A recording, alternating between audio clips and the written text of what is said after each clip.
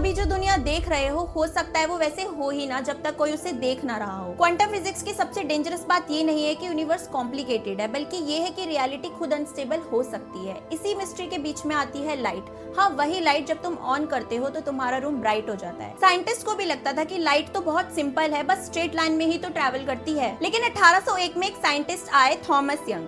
इन्होंने लाइट के साथ एक एक्सपेरिमेंट किया जिससे साइंस की दुनिया ही हिल गई। सबसे पहले यंग ने लाइट को एक टाइनी स्लिट से पास किया। अगर लाइट सिर्फ टाइनी पार्टिकल्स होती तो वो सीधी जाती, बट वो स्क्रीन पे जाकर स्प्रेड हो गई। इसी इफेक्ट को बोलते हैं डिफ्रैक्शन। और यही मोमेंट था जब साइंटिस्ट को ये लगा कि हो सकता है लाइट एक वेव हो, क्योंकि वेव्स ऐसे ही बिहेव करती हैं, स्प्रेड होती है, बेंड होती है, फ्लो करती है। फिर थॉमस यंग ने सोचा कि अगर एक स्लिट पे लाइट वेव जैसा बिहेव कर रही है तो क्या होगा अगर हम दो स्लिट यूज करें। और वहीं से स्टार्ट हुआ हिस्ट्री का सबसे फेमस डबल स्लिट एक्सपेरिमेंट। एक वॉल थी, उस पे दो टाइनी स्लिट थी, उसके पीछे एक स्क्रीन थी। यंग ने लाइट को इन दोनों स्लिट के थ्रू पास किया। अगर लाइट टाइनी पार्टिकल्स होती तो सिर्फ दो ब्राइट लाइंस हमें दिखाई देती, लेकिन ऐसा नहीं हुआ। स्क्रीन पे हमें एक स्ट्रेंज वेव पैटर्न बनता हुआ दिखाई दिया, जिसे हम इंटरफेरेंस पैटर्न बोलते हैं। बिल्कुल वैसे ही जैसे पानी की दो लहरें आपस में टकराकर एक पैटर्न बनाती हैं, मतलब लाइट डेफिनेटली वेव की तरह बिहेव कर रही थी। तब सबने सोचा कि लाइट वेव ही है। लेकिन फिर 1905 में एल्बर्ट आइंस्टाइन ने एक शॉकिंग आइडिया दिया। उन्होंने फोटो इलेक्ट्रिक इफेक्ट को समझाते हुए कहा कि कभी-कभी लाइट टाइनी एनर्जी पैकेट्स की तरह बिहेव करती है, यानी पार्टिकल्स, और उन्होंने उन पार्टिकल्स को नाम दिया फोटॉन्स। अब साइंस कंप्लीटली कंफ्यूज हो गई थी, वेव भी पार्टिकल भी ऐसे कैसे। फिर ईयर्स लेटर साइंटिस्ट ने डबल स्लिट एक्सपेरिमेंट को और डीपली टेस्ट किया। उन्होंने डिसाइड किया कि एक टाइम पर सिर्फ एक फोटोन ही भेजा जाएगा। अब लॉजिकली वेव पैटर्न तो नहीं बनना चाहिए था,